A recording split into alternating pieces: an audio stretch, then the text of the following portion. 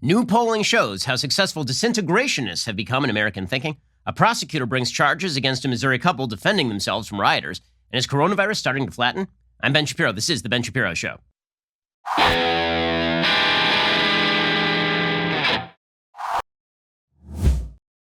Today's Ben Shapiro Show is sponsored by ExpressVPN. Your online activity should not be public. Protect yourself at expressvpn.com/Ben. A little bit later on in the program, we're going to get to all of the coronavirus-related issues that are cropping up around the country. What is the proper strategy? Why is it that people keep claiming they have the strategy to stop this thing, and then they actually don't present a strategy to stop the thing? We'll get to all of that. It's actually possible that we've actually seen the peak already in some places like Arizona and Texas, which would be great news. So we'll get to all of that. But first, got to remind you, today is the day. Finally, the long-awaited book that I've been talking about for months at this point, How to Destroy America in 3 Easy Steps. It's now available. You can go over to Amazon.com or anywhere else books are sold and pick it up right now.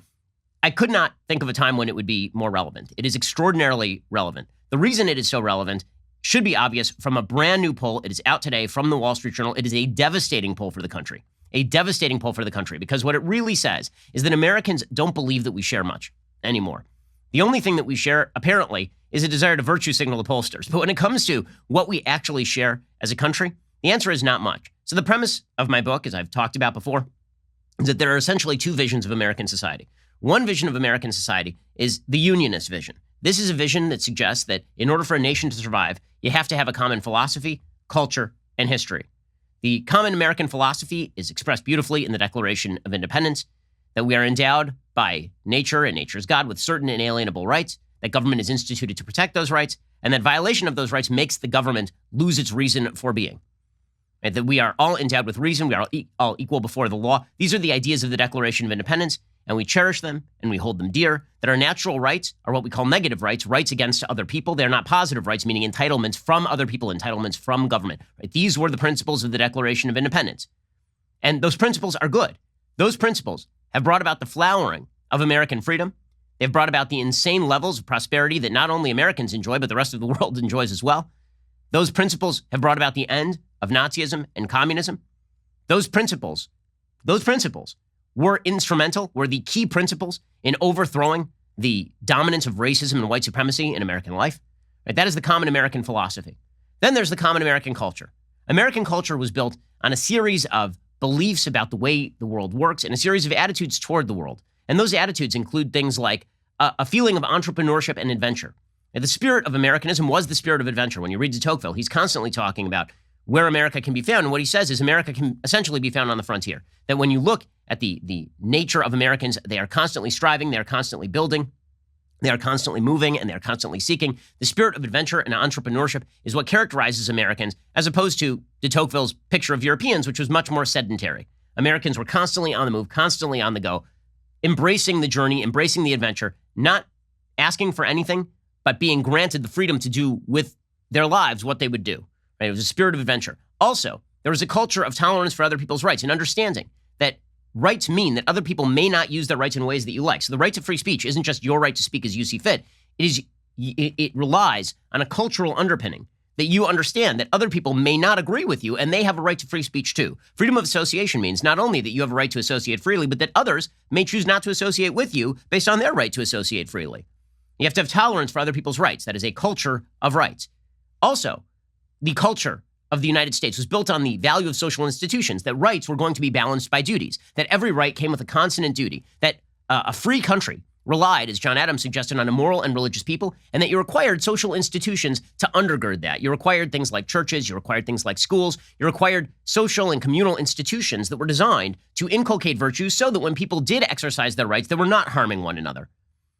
And finally, the culture of the United States relied on a militant defense of those rights, a belief that if others were to threaten those rights, that you would stand up for yourself. This is where the right to keep and bear arms comes from, this militant belief that your rights are worthy of defense. So that was the American philosophy and the American culture. And then there was a picture of American history. And that picture of American history was that America struggles to live up to its founding ideals and is gradually moving toward the fulfillment of those founding ideals. That the story of America is a nation founded not in 1619, because slavery was a human universal. It's an evil human universal.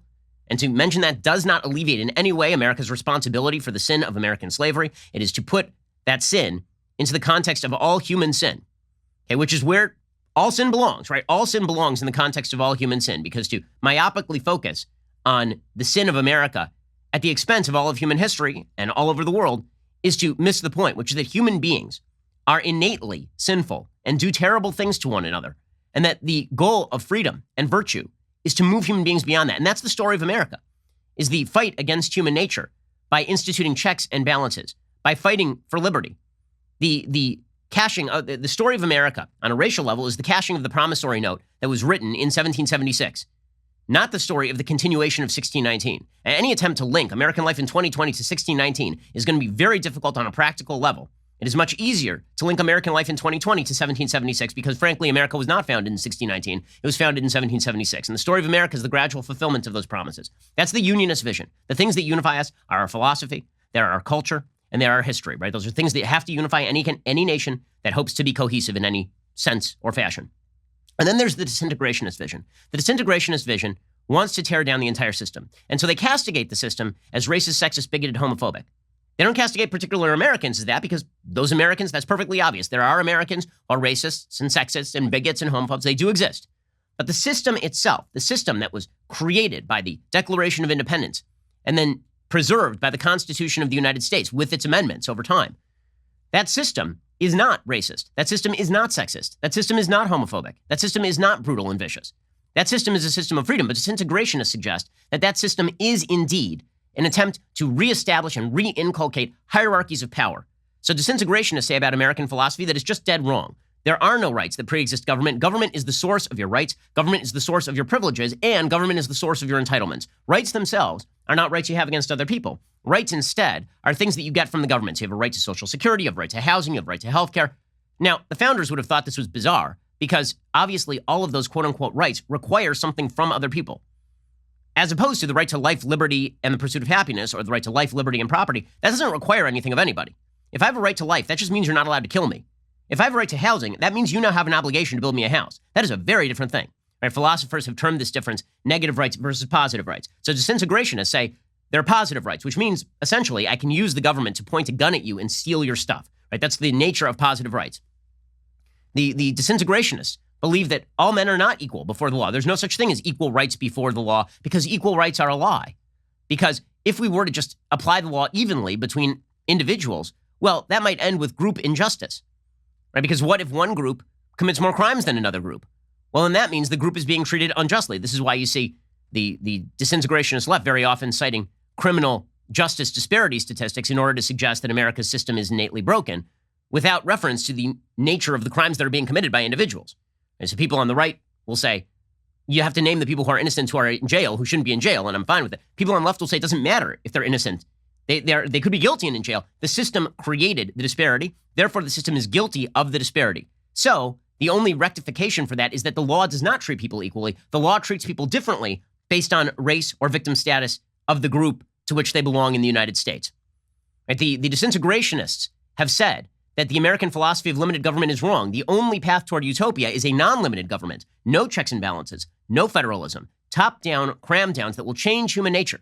Because the philosophy of the United States, the unionist philosophy of the United States, relies on a simple idea. Human beings are not angels, they're not devils, they're human beings. They're capable of sin, they're capable of great good. This is why you need checks and balances. This is expressed best in James Madison's Federalist number 51. But disintegrationists don't believe that. They believe that human beings, this is what John Dewey said, Woodrow Wilson, many of the early 20th century progressives, they said that human beings are innately malleable, and the reason that human beings are flawed is because they live in a capitalist system shaped by things like the Declaration of Independence. Get rid of that system, put in a more just and equitable economic system, and human beings will change. They will change. They'll become better. This is the promise of Karl Marx. It was expressed by progressives in the early 20th century, and that has never waned. This belief that all disparities in the system can be cured if you just get rid of the system. So American philosophy must be dissolved. American culture has to be fought, according to the disintegrationists. A spirit of entrepreneurship is actually a spirit of exploitation. Entrepreneurs, adventurers, those who wander forth and sally forth into the wilds of life and try to conquer and build, those people are exploiters. The best people are the people who rely on the government to give them things. The best people are the people who demand things from others because they create social justice. Your demand is your heroism. The fact that you want a thing is what grants you heroism because you are trying to establish a more equitable society. If you go and you build for yourself, that means that you are reliant on somebody else to build for you, which means you're an exploiter. If, however, you demand something from somebody else, you are just demanding that the system be more just, and you are a hero, according to the Disintegrationists. The spirit of tolerance for others' rights is bad, according to Disintegrationists. Because according to Disintegrationists, if you tolerate other people's rights, well, what if they're bad? Right? What about the jerk who's not going to let a black person go to his business? We have to quash his rights. Right? Because nobody should have a right to do something that's wrong. Well, listen, I can think that guy's just as much of a jerk as a disintegrationist does. But rights exist and can be used by bad people in the wrong ways, which is why you need social institutions that inculcate virtue. But disintegrationists fight those social institutions because they believe that social institutions are a barrier against government dominance. So church is dangerous because a church might teach something that disintegrationists don't like. The family structure is an enemy. This is why Black Lives Matter, the organization, suggests family structure must be torn down because the family is the smallest minority other than the individual. Families might teach stuff that the majority doesn't like. Families might teach stuff the government doesn't want. And so family has to be broken down. And finally, a culture that understands not only tolerance for other people's rights, but also fights on behalf of those rights. That's something the disintegrationists don't like either. Because if you fight on behalf of those rights, then you're standing up to a dominant government. And the only thing that can establish equity in our time is a dominant government. And then finally, American history. Disintegrationists say about American history that American history is 1619. American history is the story of Columbus brutalizing the Arawaks. It is not the story of Western civilization's growth in the Western Hemisphere and how that has bettered the world.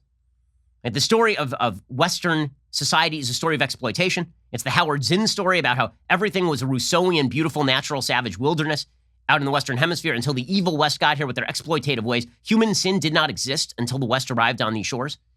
That Western civilization is a cruel, exploitative place, unlike any other civilization, right? Uniquely exploitative, uniquely evil. Right? That narrative has taken a foothold. So that is the battle. And the problem is, if the disintegrationists win, what exactly holds us together? We don't share a philosophy, right? Basically, the philosophy of disintegrationists suggests that whoever holds the majority should be able to club the minority over the head. The only reason, by the way, that disintegrationists believe this these days is because they believe they're in the ascendancy.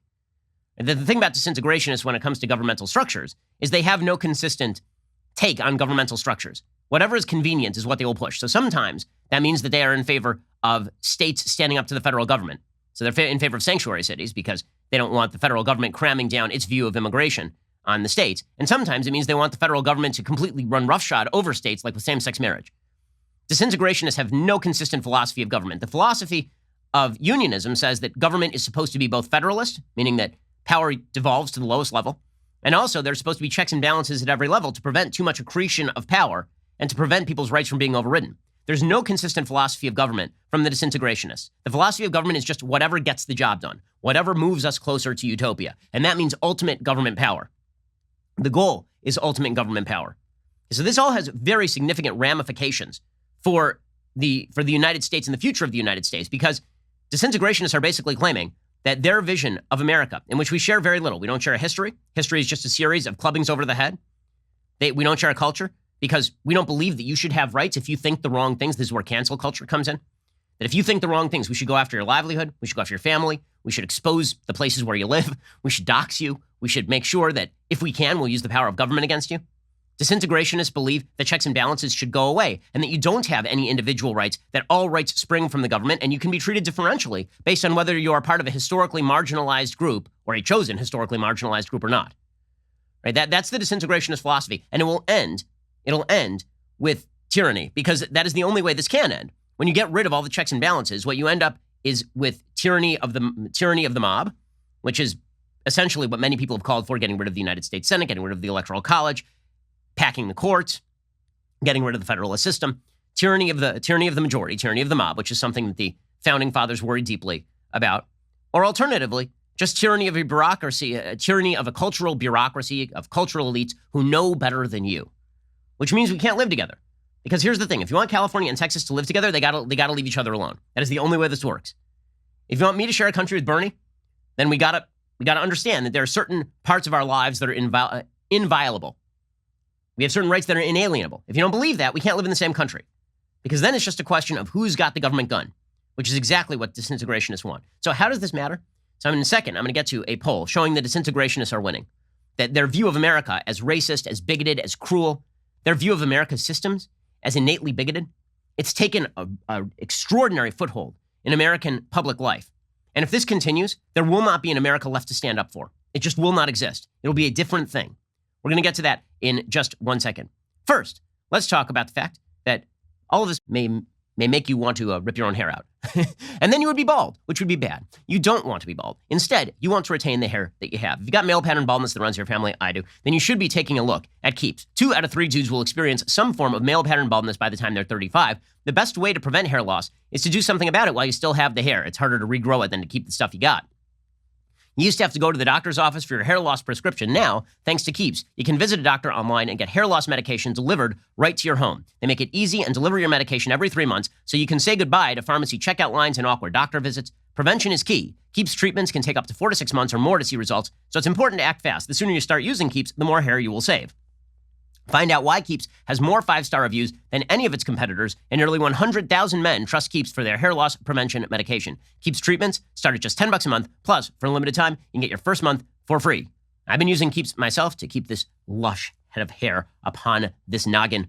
Go check them out right now. If you're ready to take action, prevent hair loss, go to keeps.com/Ben to receive your first month of treatment for free. That is KEEPS.com/Ben. Go check them out right now. Okay, so this brings us to a Wall Street Journal poll that is out this morning. Now, do I believe that every aspect of this poll is reflective of permanent changes in American thinking? I do not. I think that very often polling follows extraordinary amounts of media coverage. So in the aftermath of the George Floyd protests, when pollsters were calling up Americans and saying, what do you think of these protests? Do you like them or do you not like them? I think a lot of Americans were like, I like them. I do. I like them. Right? And let's be real. The original protests, there wasn't a lot to dislike per se. Nobody's in favor of police brutality. I said this at the time. I didn't oppose protests against police brutality. What I opposed was the attempt to conflate questions of police brutality with the idea that there's endemic American racism that can only be removed by a top-down government or a bottom-up movement. I don't think that's the case. I don't think police officers are endemically racist. I don't think the American system is endemically racist.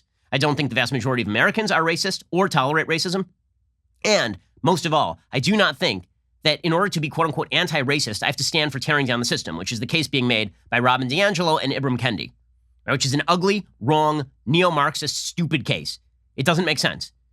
And not only does it not make sense, it is innately racist in and of itself because it assumes that we have to treat each other as members of groups rather than individuals. I mean, Robin DiAngelo herself says that it is racist to treat people as individuals. She says this in White Fragility. It's nuts.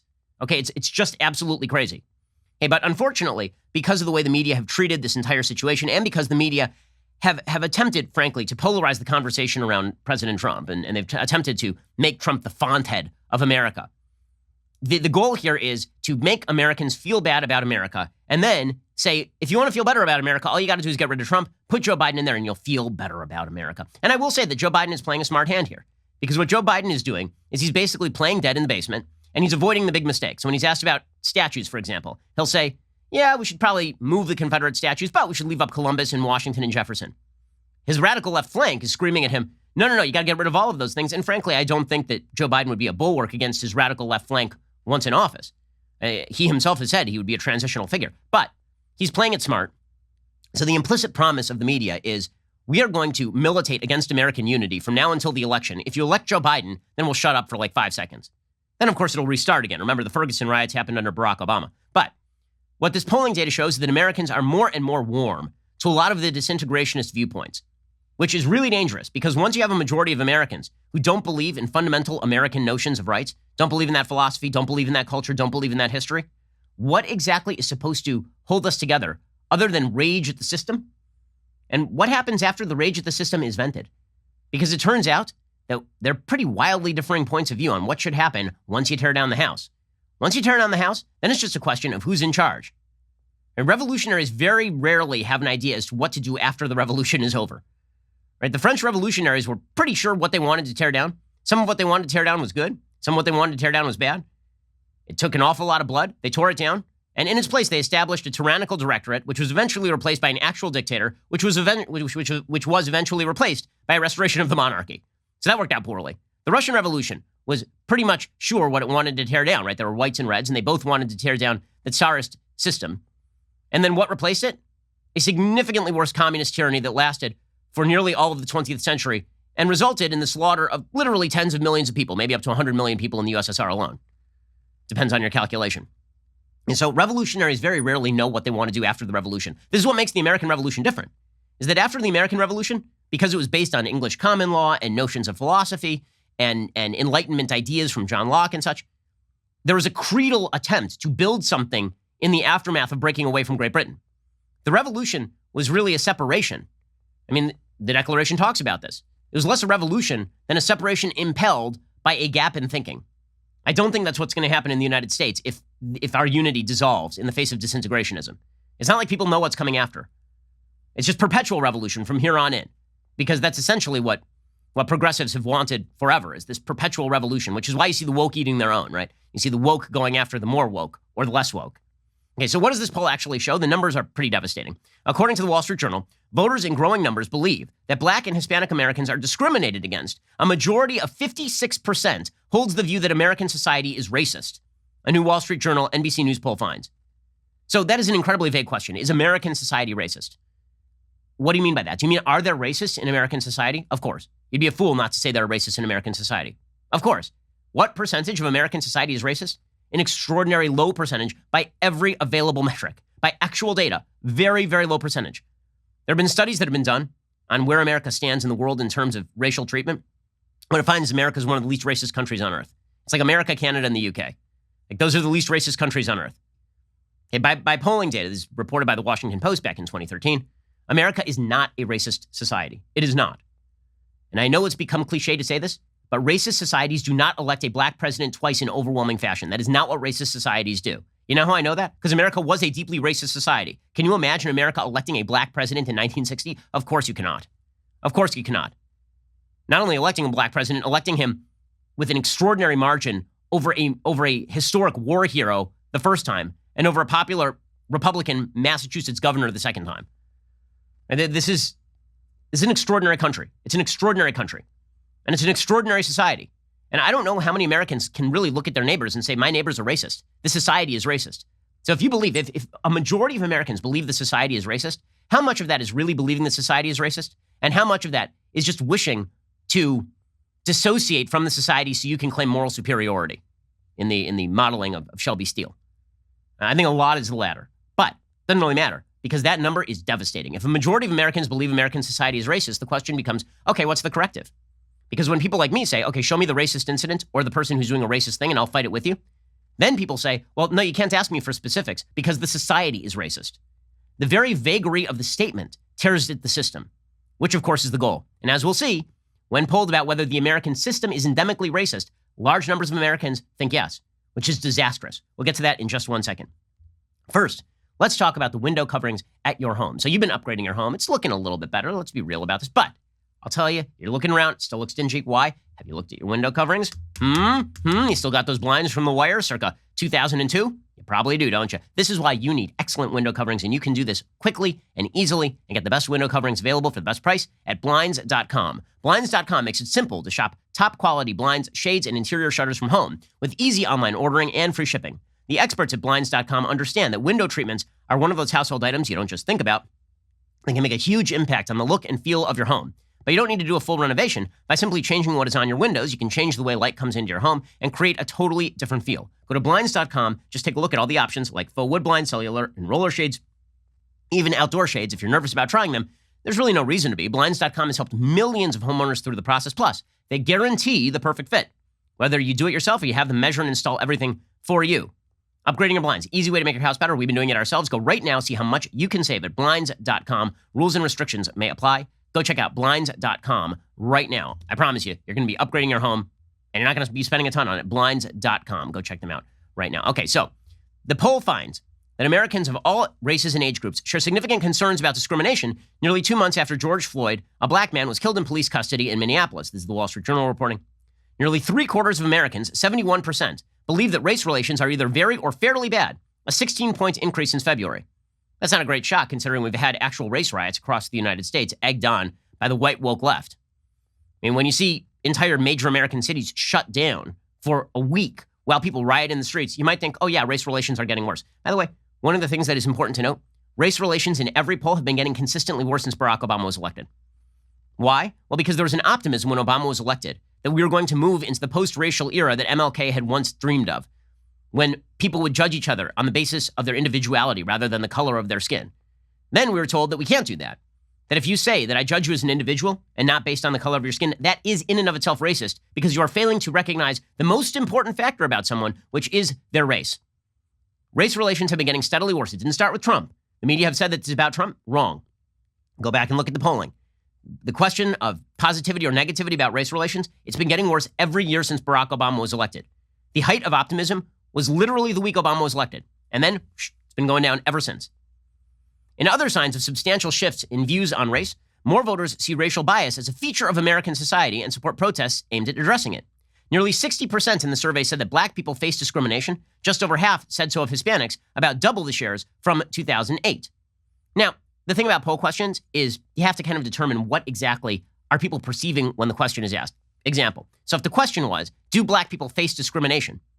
The answer is obviously yes, because there are racists in American society. So sure, I mean, of course. If the question is, does American society discriminate against black people? Broadly speaking, the answer is no. If the question is, do America's legal institutions discriminate against black people? The answer is pretty obviously no. In fact, the only legal programs based on race are created to benefit people who are black, right? Questions like affirmative action. Support has also grown for two of the public responses to concerns about inequality, the Black Lives Matter movement and professional athletes' practice of kneeling during the national anthem.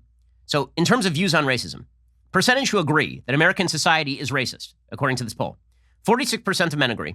66% of women agree. And these are the women who have been cudgeled into thinking so by the Washington Post so they can write puff pieces about how you're confronting your own racism.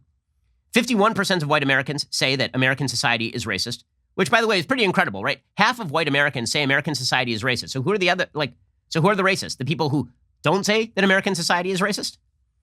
78% of black Americans say American society is racist. 60% of Hispanics say American society is racist. Now, here is the really interesting stat. Okay, ready? 82% of Democrats, 82% say American society is racist. 45% of independents say it's racist. 30% of Republicans say it's racist.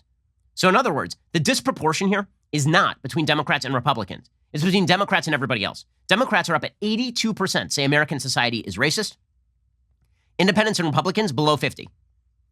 If you are aged 18 to 34, 65% believe American society is racist. If you're above the age of 65, only 53% believe that American society is racist.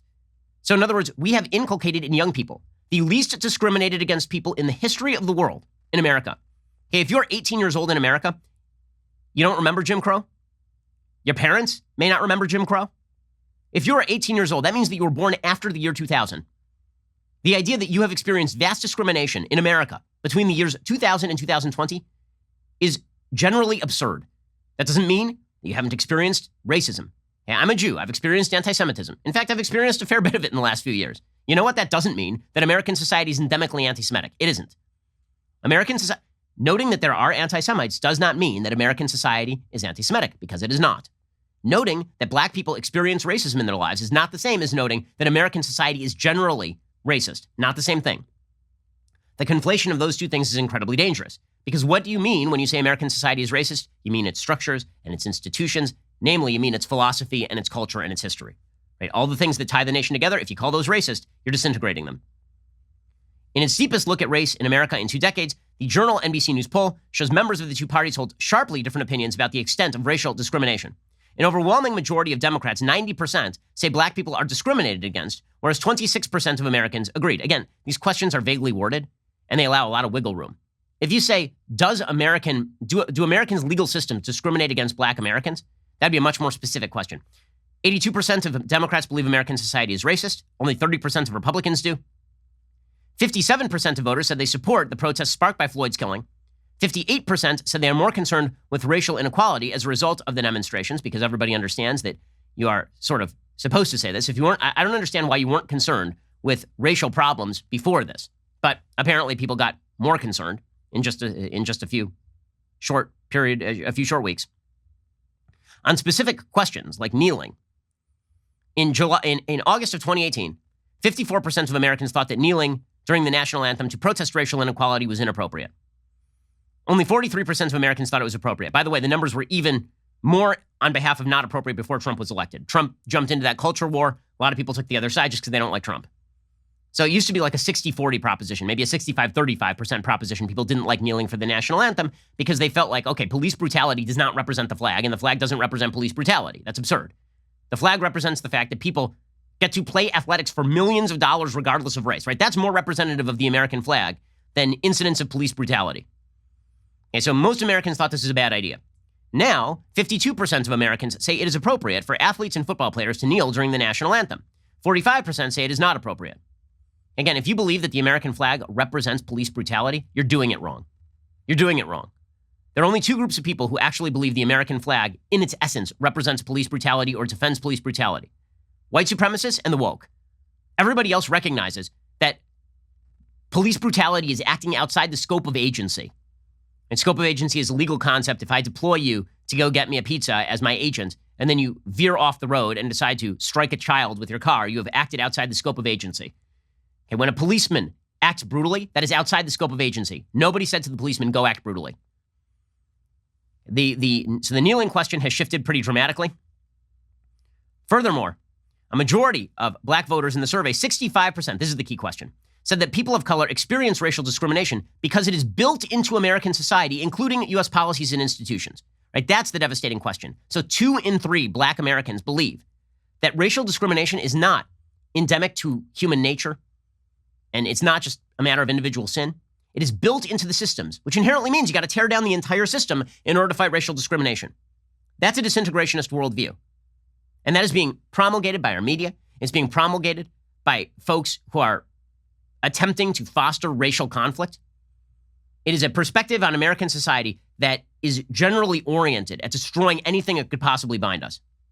A plurality of white voters, 48%, attribute racial discrimination to individuals who hold racist views as opposed to institutions and society as a whole, which, by the way, is much more accurate because if you're going to point to it, I've been saying this for years, if you're going to say institutional racism, you have to point to the institution and you have to explain how it is racist.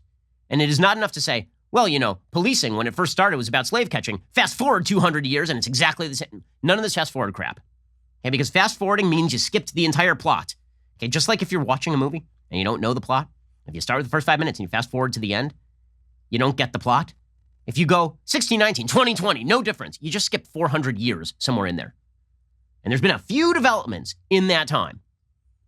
Views of the Black Lives Matter movement also differ by race.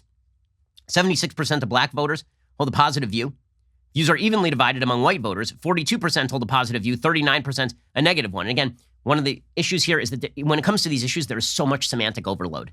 And when people say Black Lives Matter, do they mean that we want black people to live full and prosperous lives? If so, there should be 100% agreement. I agree with that.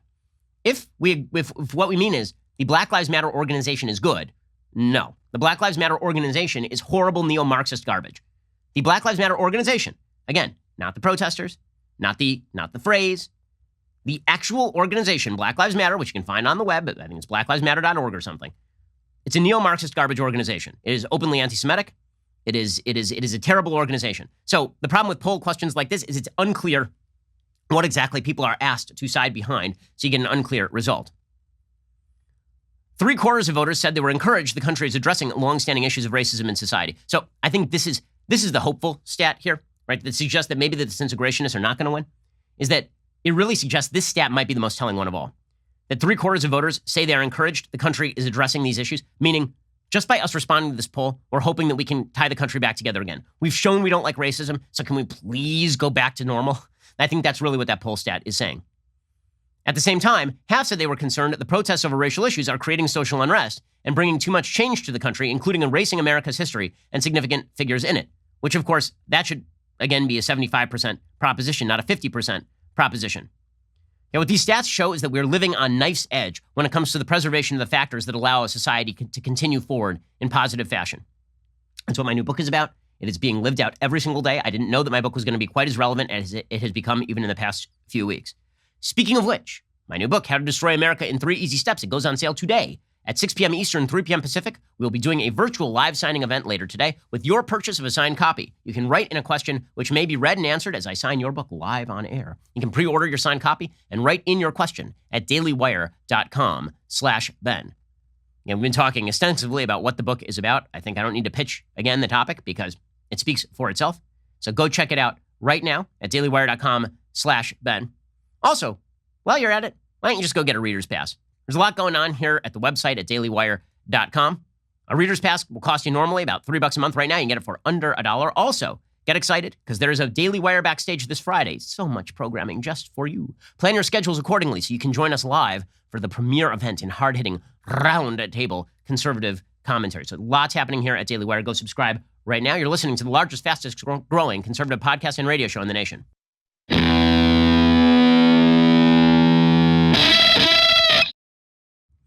Okay, so all of this plays out in real life as violence takes place in the streets. It is very obvious to see how the disintegrationists really damage the country when you see what is happening in Portland right now. So in Portland, you basically have rolling riots that have been occurring for nigh on 2 months at this point. And the local authorities have basically said that because the system, a system of which they are a part, by the way, because the system is endemically racist and cruel and brutal, they're going to stand aside and just let this stuff happen. So according to CNN, it's classic entrenchment with no end in sight. Neither side is backing down as protesters and federal agents continue to periodically clash in downtown Portland following an infusion of federal resources in the area. And the Trump administration persists in seeking political gain from ongoing tensions. Gotta love CNN's coverage. Very objective journalism happening right there. The Trump administration persists in seeking political gain from ongoing tensions. How about Portland has completely refused to enact any semblance of law and order for years at this point, and the federal government is saying, no mas, we are done here, no more.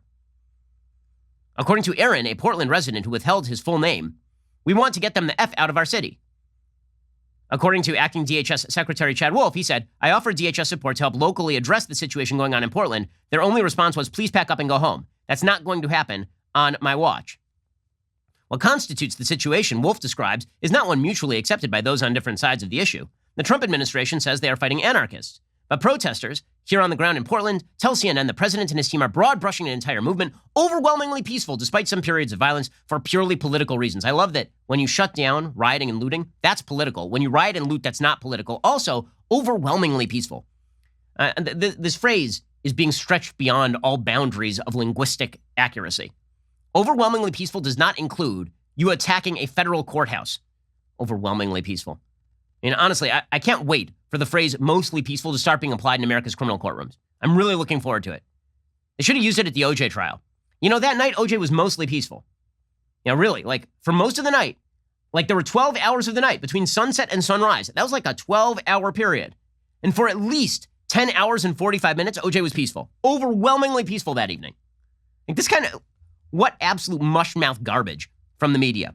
It really is incredible. Okay, so President Trump is now threatening a crackdown on violent anarchists, as he should, because it turns out that when a city refuses to protect its law-abiding citizenry, they fail in their duty to protect the life, liberty, and property of their citizenry. Here was President Trump yesterday, correctly stating that he was not going to allow law and order to completely collapse in a major American city.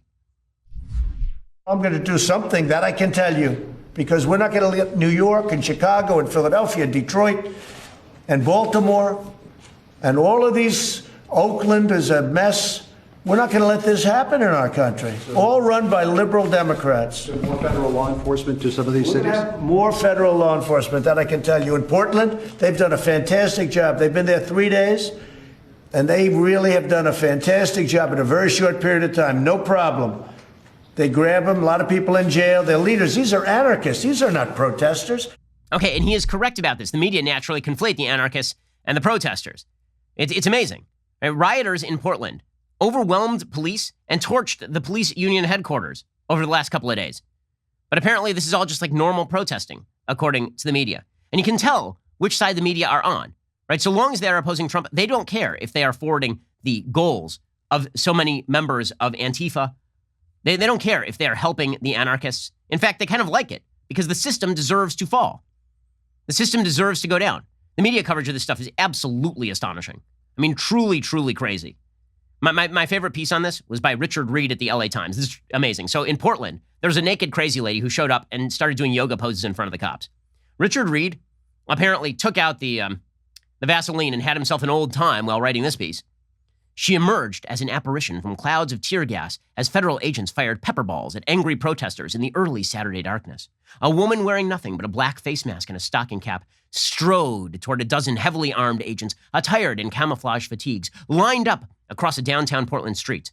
The agents, dispatched by the Trump administration over vociferous objections of state and city officials, are part of a force that has fired projectiles at and detained activists protesting nightly since the killing of George Floyd.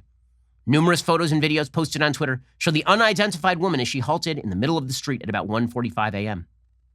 She stood calmly, a surreal image of human vulnerability in the face of an overwhelming force that has been criticized nationally by civil rights advocates.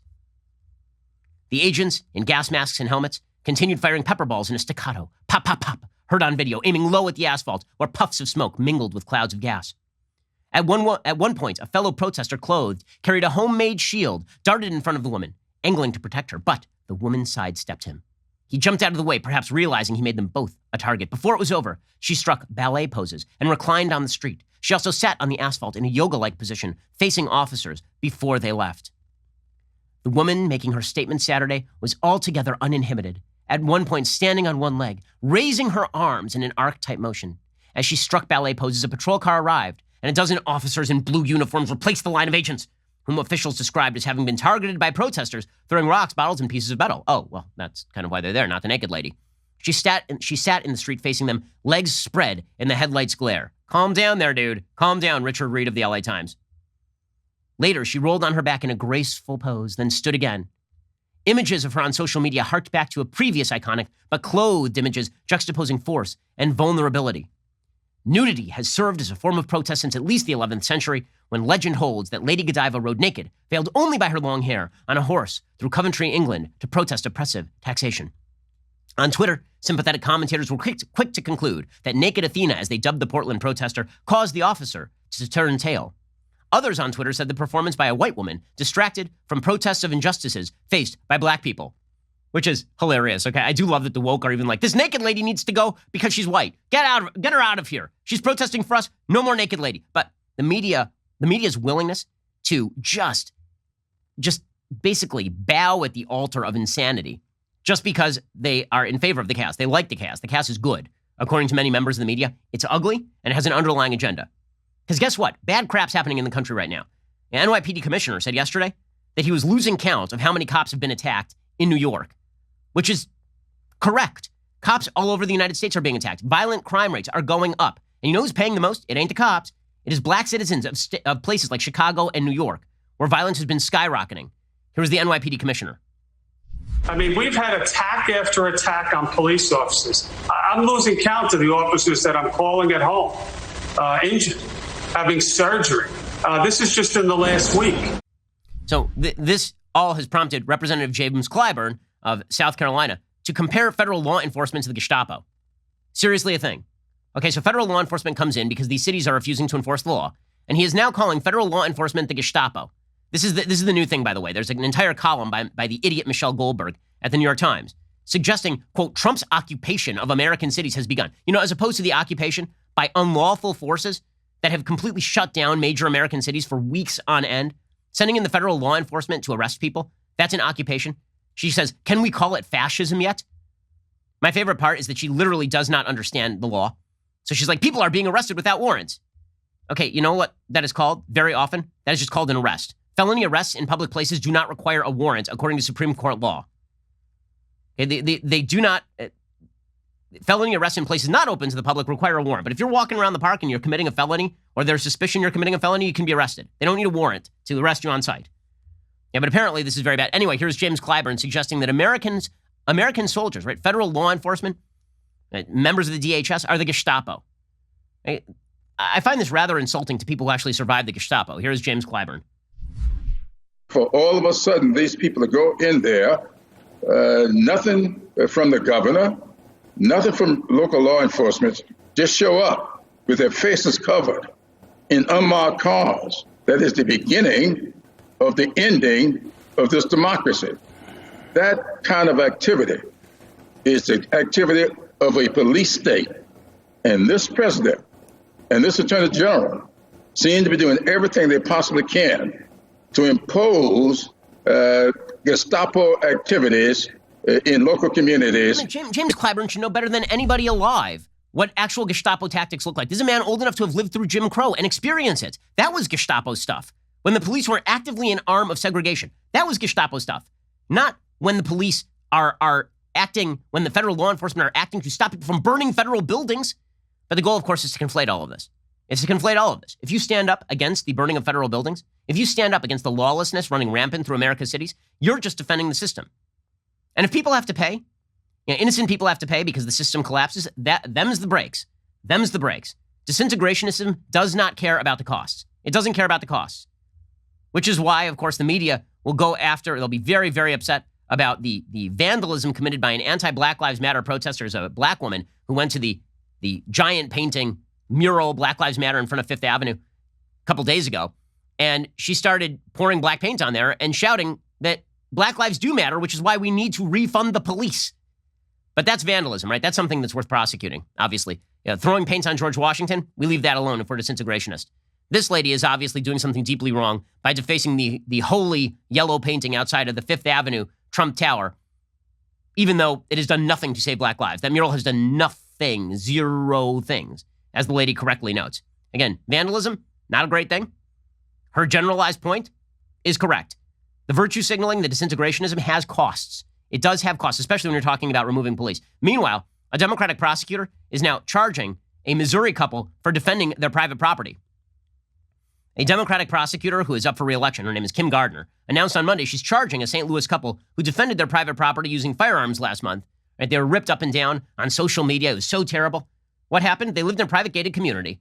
Protesters who become rioters the moment you break the law, they ripped doors off the hinges of the private gated community because they wanted to yell at the mayor. And they walked through and apparently were threatening this guy and his wife and their property. The guy and his wife walked out carrying guns. Now they are being charged with fourth-degree misdemeanor assault, as well as felony unlawful use of a weapon, according to the St. Louis Post-Dispatch. Mark and Patricia McCloskey each are now facing a single felony count of unlawful use of a weapon, exhibiting. Charging documents say that Mark pointed an AR-15 rifle at protesters and she wielded a semi-automatic handgun, placing those protesters in fear of injury. There's only one problem. There is a castle doctrine in Missouri. Okay, there's a castle doctrine in Missouri, and that castle doctrine in Missouri means you get to defend your private property. Mark McCloskey appeared on Tucker Carlson's show last night, and here's what he had to say for himself. The people that broke into my neighborhood, they're all trespassing. The guy that recruited it, that planned this event, said the next day that he intended to break the law, that it was he needed to break laws in order to send his message. None of those people are arrested. None of those people are charged. The prosecutor, the circuit attorney, has apparently decided that her job as a prosecutor isn't to keep us safe from criminals, but to keep the criminals safe from us. It's a bizarre, upside-down world. I've been a little irritated by this process until today. Now I'm just flat out pissed off. I mean, this has gotten to be outrageous. McCloskey pointed out that one person pulled out loaded pistol magazines, clicked them together, and said, "You're next." He said, "We were threatened with our lives, threatened with the house being burned down, my office building being burned down, our dog's life being threatened. It was about as bad as it can get. I really thought it was the storming of the Bastille. We'd be dead, the house would be burned, there was nothing we could do about it. It was a large, frightening crowd. They broke in the gate, and they were coming at us." Well, the good news is that the Missouri AG has filed to dismiss the charges. He says, "I won't stand by while Missouri law is being ignored." So at least there is that. But the lawlessness, the attempt to tear down the system from within, that is the grave threat to the republic. We should all be able to stand with the idea that being law-abiding matters, that the system is built around freedom. It is not built around oppression. Because if we believe the opposite, then the system will indeed collapse, and what replaces it is going to be something not quite as nice as the most powerful, free, and prosperous nation in the history of the world.